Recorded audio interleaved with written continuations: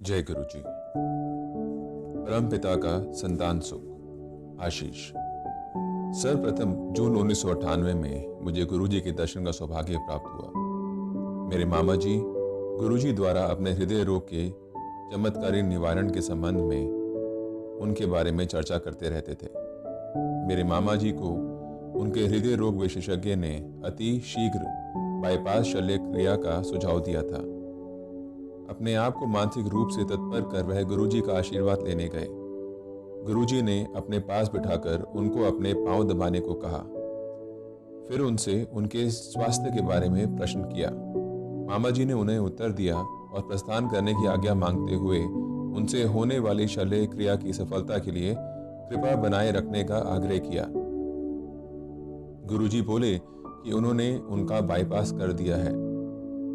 यह मामा जी जैसे श्रद्धालु के लिए विश्वास करना कठिन था, पर उन्हें प्रसन्नता थी कि गुरुजी ने उन्हें धन्य कर दिया था। अगले दिन प्रातः मामा जी प्रवेश पूर्व परीक्षणों के लिए चिकित्सालय गए। परिणाम के अनुसार उनका हृदय ठीक से कार्य कर रहा था।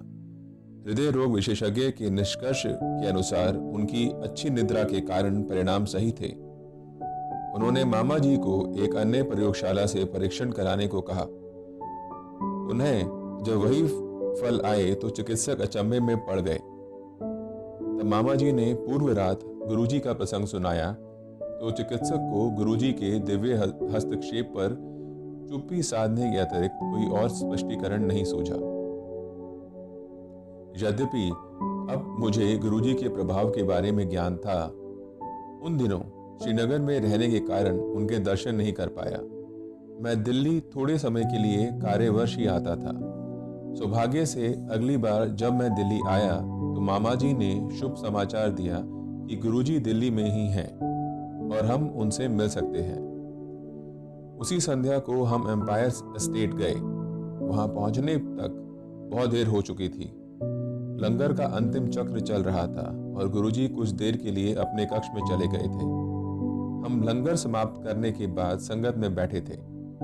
जब गुरुजी अपने कक्ष से बाहर आए, गुरुजी के प्रथम दर्शन काला कुर्ता धारण किए सभागृह में प्रभावशाली, निरअहंकारी और मनोहर चाल से चलते हुए आज भी मेरे मनस पटल पर अंकित है।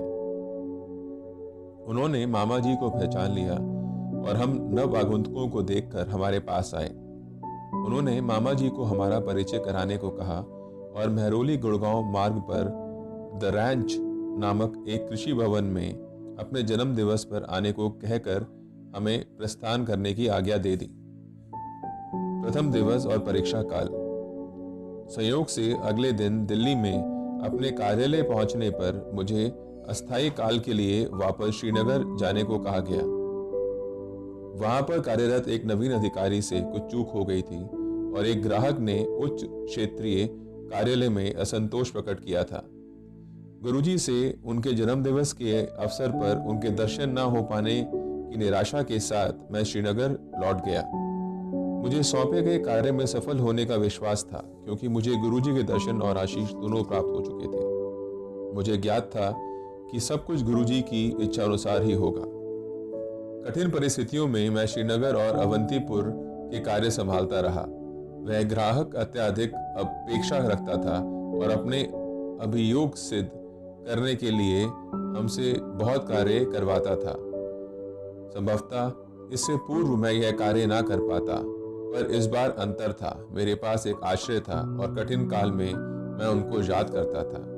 अंततः 1 मास के उपरांत उस ग्राहक ने मुझे अपने कार्यालय में बुलाया।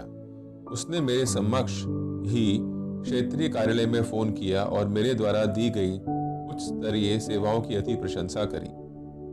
उसने अपना अभियोग भी वापस ले लिया और मुझे प्रशंसा पत्र भी दिया। मुझे पता था कि इसका कर्ता कौन है।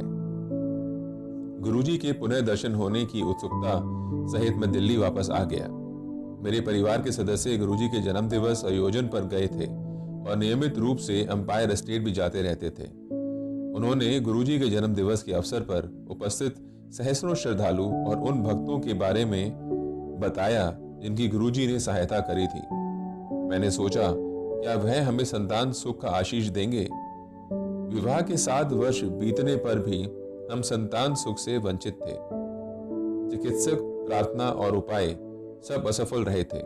मेरे मामा जी ने गुरुजी का आशीर्वाद देने का सुझाव दिया। उन्होंने अपने एक ठेकेदार मित्र का प्रसंग भी बताया। थानू बच्चे लभेंगे, बच जा। मामा जी के उन मित्र को विवाह के 16 वर्ष उपरांत भी कोई संतान ना होने पर गुरुजी का आशीर्वाद प्राप्त हुआ था। गुरुजी ने उन्हें बोला था, पुत्र विदिते धी विदिती और इसी साल। यह अविश्वसनीय प्रतीत हो रहा था, किंतु गुरुजी के सत्य वचनानुसार उनकी पत्नी ने 31 दिसंबर को एक साथ 3 बच्चों को जन्म दिया, 2 पुत्र और 1 कन्या।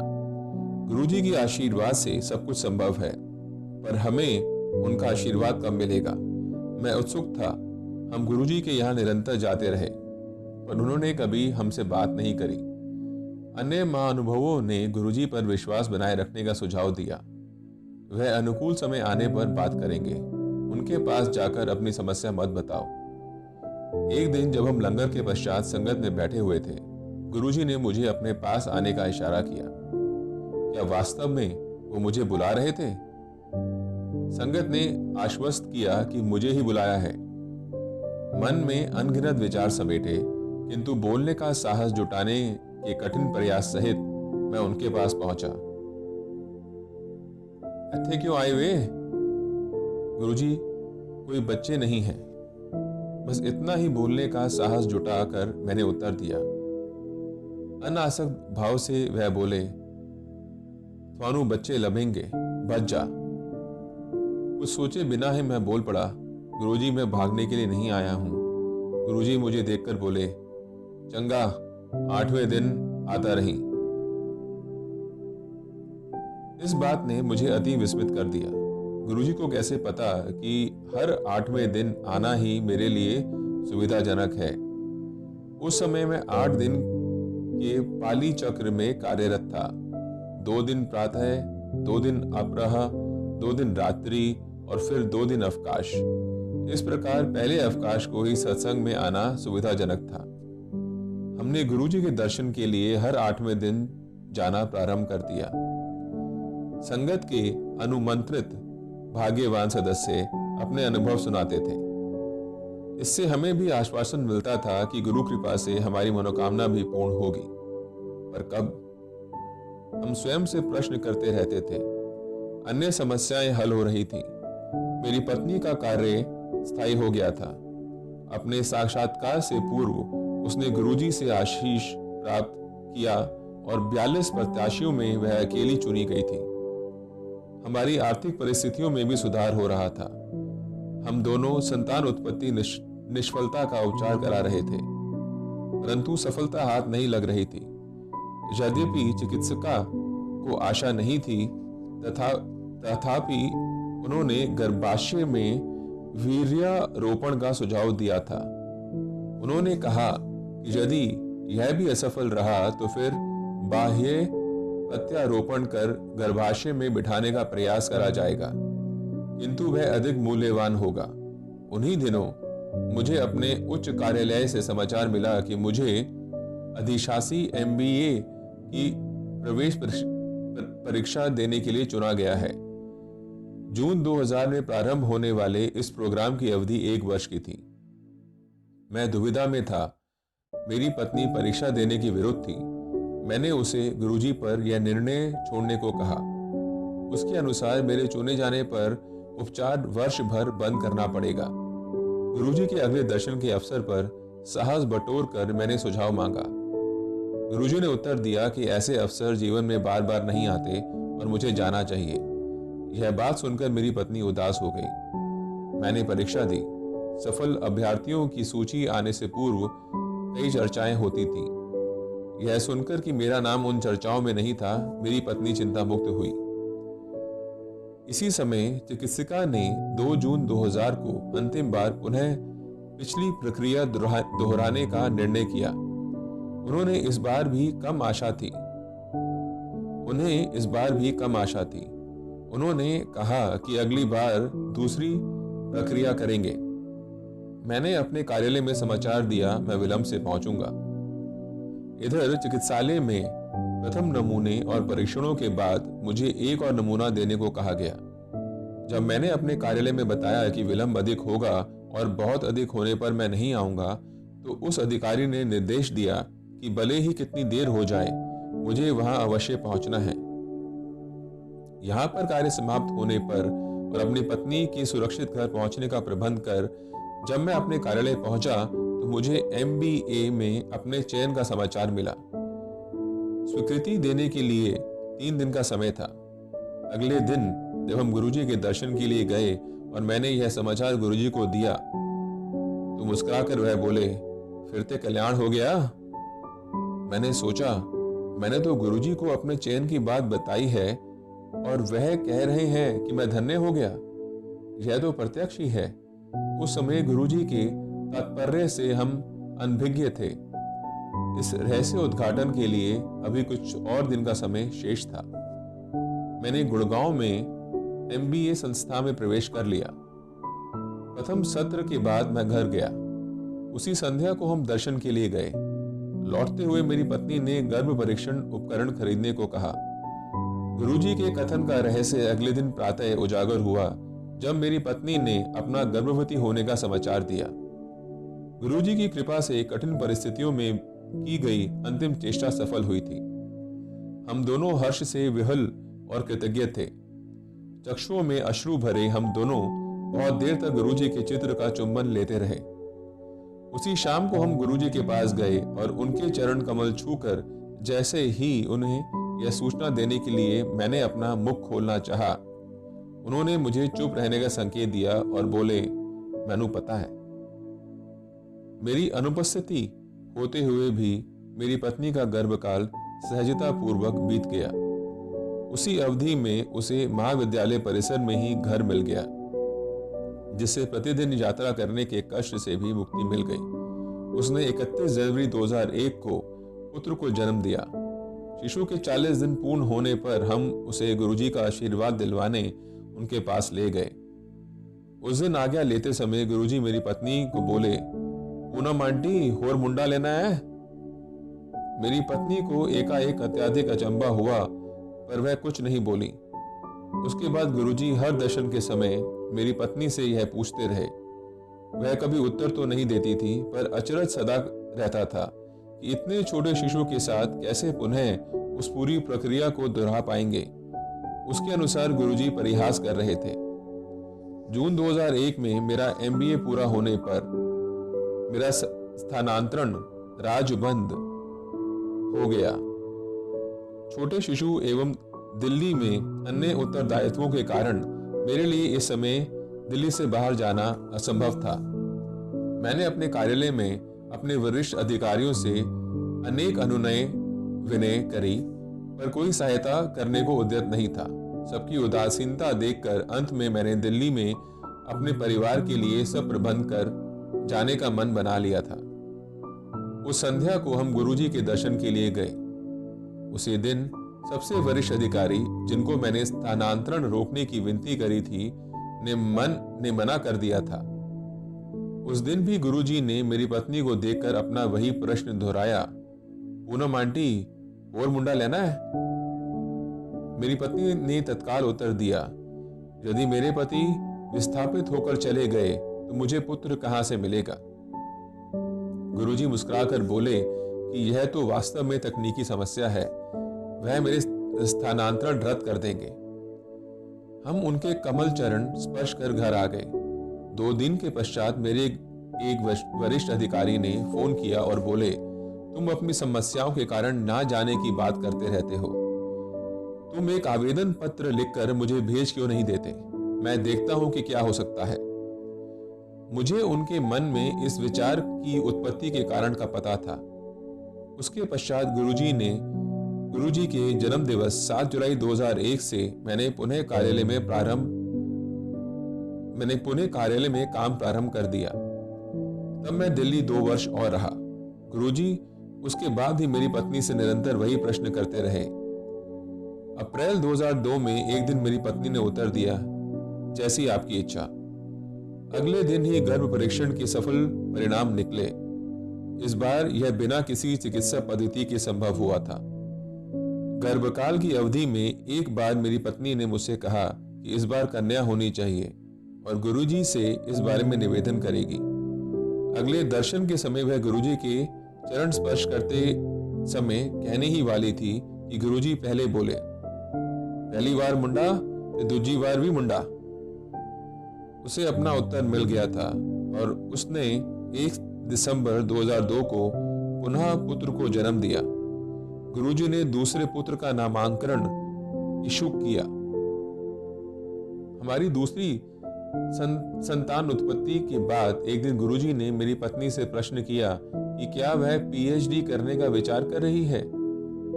उसने उत्तर दिया कि 2 बच्चों के साथ पठन पाठन का कार्य अति कठिन है। गुरुजी ने अपना सुझाव दोहराया और बोले, पता है पीएचडी दा की मतलब होता है? पागल होने दा डर। इस सुझाव का कारण हमें देर में तब जाकर स्पष्ट हुआ जब मेरा स्थानांतरण मुंबई हो गया। मेरी पत्नी मेरे साथ पीएचडी आरंभ कर लंबा अवकाश करने की अवस्था में ही मेरे साथ रह सकती थी। अपने अंतरण पत्र लेकर मैं गुरुजी का आशीष लेने गया और उन्हें अपने स्थानांतरण के बारे में बताया। उन्होंने मुझे जाने की आज्ञा दे दी। प्रथम वर्ष में मुंबई में अकेला था। इस अवधि में कुछ बार हम गुरुजी के दर्शन के लिए आए। एक ऐसे ही अवसर पर गुरुजी ने कहा कि मैं अपने परिवार को साथ ले जाऊं, नहीं तो वह एक और पुत्र दे देंगे। हमें संदेश मिल गया और पत्नी ने पीएचडी के लिए आवेदन दे दिया। गुरुजी की दया से बहुत कम समय अवधि में सब औपचारिकताएं भी पूर्ण हो गईं। फलस्वरूप मेरा परिवार मुंबई आ गया। यहाँ पर यह बताना अनुपयुक्त नहीं होगा कि मेरे पिता के एक मित्र जो एक निपुण ज्योतिषी भी हैं ने मुझे बताया था कि मेरी पहली संतान 41 वर्ष की आयु में होगी। उनकी भविष्यवाणी के अनुसार मुझे 2 कन्याओं के बाद ही पुत्र होगा। इनसे ज्योतिष में संभवतः कभी गलती नहीं हुई थी। मैंने जब उनसे प्रश्न किया कि कैसे गुरुजी के आशीर्वाद से हमें पहली संतान 37 वर्ष की आयु में हुई और दूसरी 39 वर्ष की आयु में, तो वह कैसे चूक कर रह गए। उन्होंने उत्तर दिया कि ईश्वर द्वारा लिखा हुआ भाग्य ही ज्योतिष से पता लगता है, किंतु गुरुजी जैसे महापुरुष जो मानव रूप में ही परम पिता हैं, भाग्य पुनः लिखने की क्षमता रखते हैं। अतः इसमें कोई शंका नहीं होनी चाहिए कि हमारे प्रारब्ध कर्म को बदलने वाले स्वयं भगवान के अतिरिक्त कोई और नहीं हो सकते। दुर्घटना से रक्षा। सितंबर 1999 में हम अपने वाहन में शिमला गए थे। अपनी दिवा स्वप्न की आदत के कारण मैं कभी भी अच्छा चालक नहीं रहा था। शिमला से लौटते हुए हमने रात चंडीगढ़ में बिताई। अगले दिन प्रातः हमें चंडीगढ़ से निकलने में देर हो गई थी और यह बात मुझे नहीं भा रही थी। अतः मैं कार आवश्यकता से अधिक तीव्र गति से चला रहा था। अंबाला और करनाल के मध्य यातायात अवरोध था। हमारे आगे एक माटी परिवर्तक जा रहा था और हमारे पीछे भी बहुत गाड़ियां थीं। मैं आगे जाने को आतुर था, परंतु परिवर्तक के विशाल आकार के कारण आगे की दृष्टि अवरुद्ध थी और मार्ग की दूसरी तरफ का भाग निर्माण कार्य के लिए बंद था। अतः दोनों ओर का यातायात इसी तरफ से आ रहा था। मेरी पत्नी मेरे साथ ही अपने नेत्र बंद कर अपने छोटे से वॉकमैन पर शब्द सुनती हुई आगे बैठी हुई थी। वह परिवर्तक अत्यंत धीमी गति से जा रहा था। काफी देर उसके पीछे धीमी गति से चलते रहने के कारण मैं अपना संयम खो बैठा और अब मैंने अपनी कार की गति बढ़ाकर उससे आगे निकलने की चेष्टा करी। जैसे ही मैंने उसके समानांतर पहुंचा, मुझे सामने से आता हुआ यातायात दिखाई दिया। सामने से अत्यंत तीव्र गति से एक और परिवर्तक हमारी दिशा में भागा चला आ रहा था। उसमें और हमारी कार में कुछ मीटर की दूरी शेष थी और दोनों परिवर्तकों के आगे के हिस्से में कुछ इंचों का ही फर्क था। कार के आते हुए परिवर्तक से चिथड़े उड़ते हुए के विचार और दोनों के कर्मचारियों का चिल्लाना सुनकर मेरे शरीर में कंपी छूट गई। मेरी पत्नी ने अपने आंखें खोली। मुझे देखा और हम दोनों को गुरुजी को याद करने के अतिरिक्त और कुछ नहीं सूझा। एकदम मुझे अपनी दाहिनी ओर के मार्ग में बने हुए विभाजक में एक टूटी हुई दीवार दिखाई दी और मैंने अपनी कार तेजी से उस दिशा में घुमा दी। गुरुजी के अतिरिक्त और कौन हमें इस प्रकार से जीवन दान दे सकता था। फरवरी 2000 में मैं रात्रि से प्रातः तक की पाली में विमानपत्तन पर कार्यरत था। उस समय मैं एक बोइंग 707 जिसमें ईंधन भरना था देखने गया। मैंने देखा कि एक भू यंत्रविद वायुयान का पल्ला खुला छोड़कर उस पर कार्यरत था। हमारे कर्मचारी एक किनारे खड़े हुए उसका कार्य समाप्त होने की प्रतीक्षा कर रहे थे। प्रश्न करने पर उसने उत्तर दिया कि अभी बहुत कार्य शेष था और वह अकेला ही था। इंजन के पल्ले को सुरक्षित रखने वाली भुजा भी काम नहीं कर रही थी और उसे वह सीढ़ी पर टिकाकर रखे हुए था। मैंने उसकी बात सुनकर उससे ईंधन भरवाने का कार्य प्रारंभ करवाकर अपना कार्य करते रहने की विनती करी। उसने मान लिया और कहा कि हम ईंधन भरक यंत्र पर पहुंचें और वह भी शीघ्र वहां पहुंच जाएगा। जैसे ही मैं वहां पर मुड़ा, उसने मेरे से अदृष्ट सीढ़ी पर अपनी मुद्रा बदली और उसी समय वह सीढ़ी पर अटका कर रखा हुआ पल्ला नीचे गिरने लगा। मेरी दृष्टि अत्यंत तीव्र गति से गिरते हुए पल्ले पर पड़ी और मैंने तुरंत गुरुजी को याद किया। पल्ला जोर से मेरे मस्तक पर आकर लगा और वहां से रक्तस्राव होने लगा। मैं चेतन अवस्था में था। मुझे विमानपत्तन पर चिकित्सक के पास ले जाया गया और उसने कहा कि ईश्वर ने मेरी रक्षा की है। 1 सेंटीमीटर भी ऊपर या नीचे चोट लगने पर वह घातक होती। इस बार भी मुझे पता था कि कौन से ईश्वर ने मेरी रक्षा की है। जलमग्न मुंबई में 26 जुलाई 2005 को जब मुंबई जल प्लावित हुई, मैं कार्यालय में था। कुछ कर्मचारी रेल सुविधाओं के अस्त व्यस्त होने के भय से पहले निकल गए थे। क्योंकि मुझे कार्य समाप्त करना था, मैं प्रतिदिन की भांति बाहर निकला। उस समय तक जो कर्मचारी पहले निकले थे लौटने लगे क्योंकि रेल सेवाएं बंद हो चुकी थी। उस दिन मैंने कार से यात्रा करी थी। मैं दुविधा में था कि रुकूं या घर पहुंचने का प्रयास करूं। उसी समय एक सहकर्मी ने कहा कि उनका पुत्र अपने विद्यालय जो घर के मार्ग में था में रुका हुआ है और उसे लेना है। यह बात सुनकर मैंने निर्णय ले लिया। मैंने गुरुजी को याद किया और हम उस विद्यालय के लिए निकल पड़े। जैसे ही हमने बाहर निकलने का प्रयास किया, कार्यालय के एक बंद द्वार के सामने एक कार दुरावस्था में रुकी हुई थी। हम दूसरे द्वार से बाहर निकले। सब मार्ग जलमग्न थे और वाहन चलाना बहुत कठिन हो रहा था। पूरी राह जल और अवरुद्ध यातायात की चुनौतियों का सामना करते हुए हम 2 घंटे में उस विद्यालय तक पहुंच सके। क्योंकि विद्यालय की बसें बंद थीं, सब विद्यार्थियों को वहीं पर रात्रि में रुकने की योजना बनाई जा चुकी थी। क्योंकि विद्यालय की बसें बंद थीं, सब विद्यार्थियों को वहीं पर रात्रि में रोकने की योजनाएं बनाई जा चुकी थी। क्योंकि मेरे सहकर्मी का पुत्र अपने सहपाठियों के साथ प्रसन्न था और हमारा घर तक पहुंचना अनिश्चित था, उन्होंने उसके वहीं पर रहने का अनुमोदन कर दिया। हम दोनों ने घर पहुंचने के प्रयास का निश्चय किया और चल पड़े। थोड़ी दूर जाने पर जल स्तर इतना बढ़ गया कि हमारा घर पहुंचना या कार्यालय तक लौटना असंभव था। अतः मैंने उसी ऊंची स्थान पर जहां पर अपने सहकर्मी के विद्यालय में जाने पर कार खड़ी कर रात वहीं पर गुजारने का निश्चय किया। मैंने घर पर समाचार दे दिया कि घर पहुंचना संभव नहीं है। हमने रात्रि कार में ही बिताई।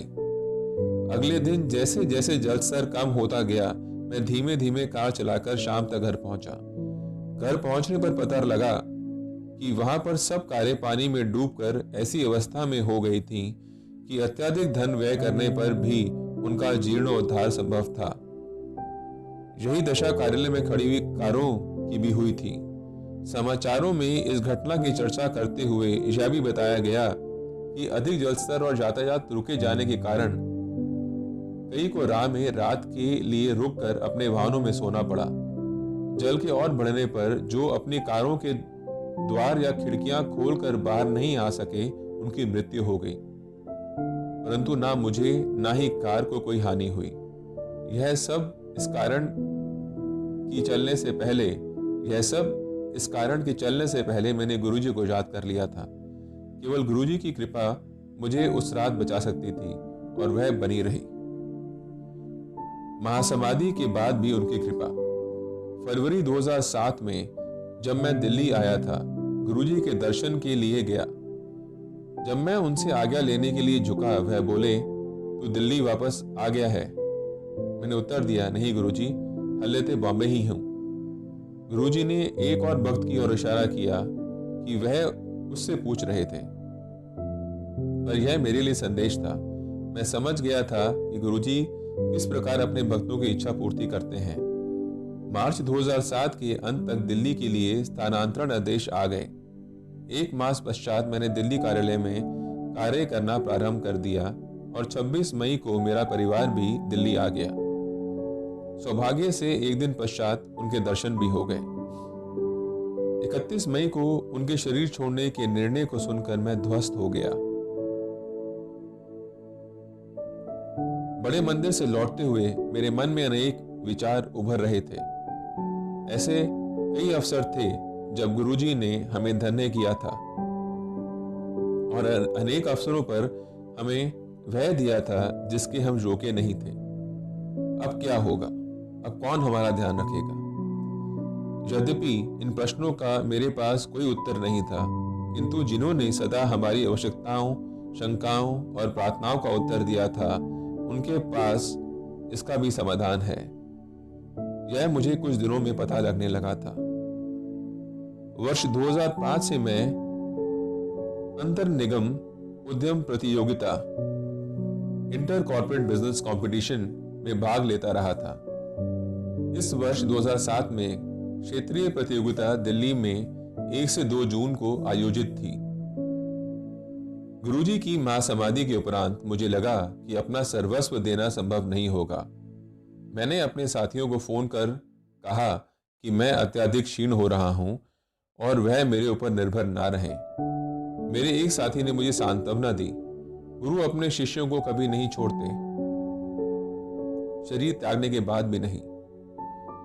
शोक संतप्त होने के कारण मैंने उस पर विश्वास नहीं किया।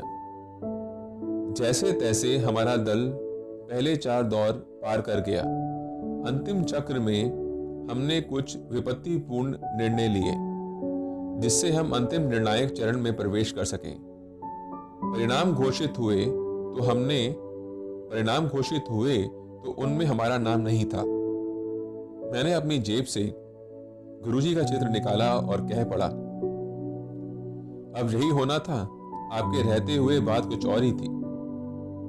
जैसे मैं गुरुजी का मुस्कुराहट भरा मुख देख रहा था, मेरे एक साथी ने आकर बताया कि हमारे उत्तर कंप्यूटर में ठीक से नहीं डाले गए थे।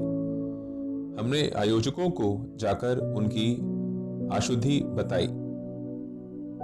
संशोधन के पश्चात हम अंतिम चरण में पहुंच गए। उसके बाद सफलता हमारे साथ बनी रही। 6 जून 2007 को राष्ट्रीय प्रतियोगिता में हम द्वितीय स्थान पर रहे और तत्पश्चात सितंबर में आयोजित एशिया पैसिफिक प्रतियोगिता में भी द्वितीय स्थान प्राप्त किया।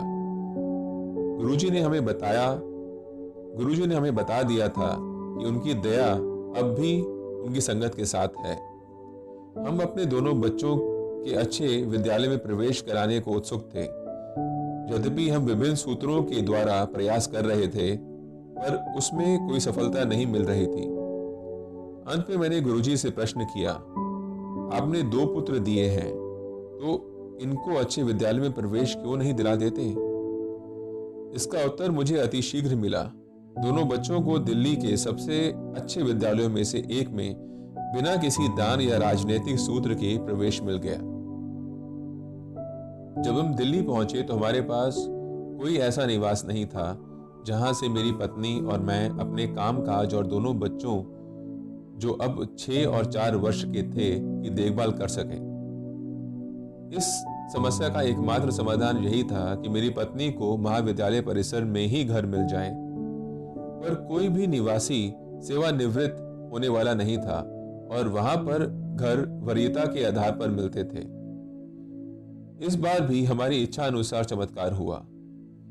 एक शिक्षक जिनके पुत्र को अपने विद्यालय से दूर होने के कारण कठिनाई का सामना करना पड़ता था, ने अपना घर खाली कर दिया। आश्चर्यजनक रूप से वरीयता में उच्च आवेदकों में से किसी ने उस घर के लिए आवेदन नहीं दिया, अतः मेरी पत्नी को वह घर मिल गया। गुरुजी की अन्यथा और कौन संगत के सदस्यों की सुविधा अनुसार ऐसे चमत्कार कर सकता है। मैंने परमपिता गुरुजी के साथ अपने अनुभवों को बहुत सारांश में लिखा है। मैं यह हार्दिक कृतज्ञता और आदर से यहीं समाप्त करता हूं। ओम श्री गुरुदेवाय नमः। प्रार्थना है कि गुरुजी सदा हमारे और सब भक्तों पर सुख, सौभाग्य और सुबुद्धि की वृष्टि करते रहें और हम सदा उनके भक्त होने के योग्य बने रहें।